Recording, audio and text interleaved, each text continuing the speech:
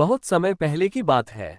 एक शांत और सुंदर गांव था अरण्यपुर, जहां लोग सादगी से रहते थे। गांव के ठीक पीछे फैला हुआ था एक घना रहस्यमय जंगल, जिसे सब जादुई वन कहते थे। इस जंगल के बारे में तरह तरह की कहानियां प्रचलित थीं। कुछ कहते कि वहां बोलने वाले जानवर रहते हैं, तो कुछ कहते कि वहां सोने का झरना बहता है। लेकिन किसी की हिम्मत नहीं हुई कि वो अंदर जाए। गांव वालों को सख्त हिदायत थी, जादुई वन में मत जाना। एक दिन आरव ने दादी से पूछा, दादी, ये जादुई वन का रहस्य क्या है? सब डरते क्यों हैं? दादी ने धीरे से कहा, बेटा, उस जंगल में रहस्य भी है, रहमत भी। लेकिन केवल वो ही जा सकता है जिसे अपने इरादों पर भरोसा हो और जो दूसरों की भलाई चाहता हो। आरव की आंखों में चमक आ गई। उसने मन में ठान लिया, वो इस रहस्य को जरूर सुलझाएगा। जंगल की ओर यात्रा। सुबह सुबह आरव और मीरा चुपके से जंगल की ओर निकल पड़े। जैसे ही वे जंगल के अंदर पहुंचे, पेड़ पौधे एकदम अलग तरह के लगने लगे। वहां की हवा में खुशबू भी कुछ अजीब थी। तभी एक रंग बिरंगा तोता उड़ता हुआ आया। कौन हो तुम दोनों? आरव ने कहा, हम बस जानना चाहते हैं कि इस वन का रहस्य क्या है। तोता बोला, मेरा नाम मणिराज है। तुम अगर सच्चे दिल से आए हो तो मैं तुम्हारी मदद करूंगा।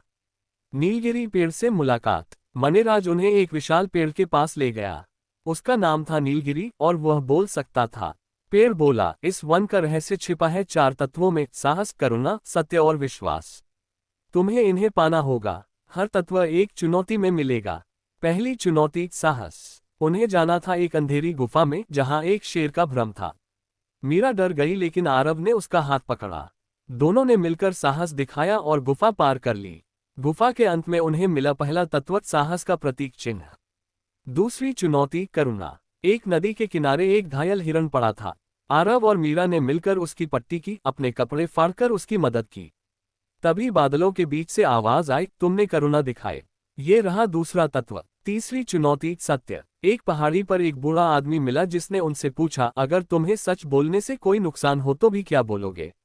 आरव ने कहा, सच हमेशा जरूरी होता है, चाहे परिणाम कुछ भी हो। वृद्ध ने मुस्कुराकर तीसरा तत्व, सत्य, उन्हें सौंप दिया। चौथी चुनौती, विश्वास। अब आखिरी पड़ाव था, एक जादुई पुल जो केवल विश्वास से पार होता था। आरव ने आंखें बंद की और मीरा का हाथ पकड़कर कदम रखा। पुल सच में बनता गया।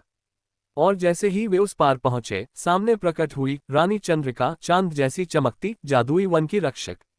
जादुई वन का रहस्य उजागर। रानी चंद्रिका बोली, बहुत कम लोग हैं जो इन 4 तत्वों की परीक्षा में खरे उतरते हैं। जादुई वन का रहस्य यही है, जो सच्चा, साहसी और दयालु हो, उसे यह वन वरदान देता है। तभी चारों तत्व एक चमक में बदलकर आरव और मीरा को आशीर्वाद दे गए। जंगल में सभी जानवर आकर उन्हें सलाम करने लगे। वापसी और बदलाव। जब दोनों गांव लौटे तो उनके साथ आया था एक सुनहरा फूल जो खेतों में लगाते ही सारी फसल को सोने जैसी चमक दे देता था। गांव की किस्मत बदल गई। अब कोई जंगल से नहीं डरता था, बल्कि हर साल वहां उत्सव मनाया जाता। और आरव मीरा की यह कहानी बन गई अरण्यपुर की सबसे प्यारी कथा, जादुई वन का रहस्य। तो बच्चों, अगर तुम में भी हो साहस, करुणा, सत्य और विश्वास, तो शायद एक दिन जादुई वन तुम्हें भी बुला ले।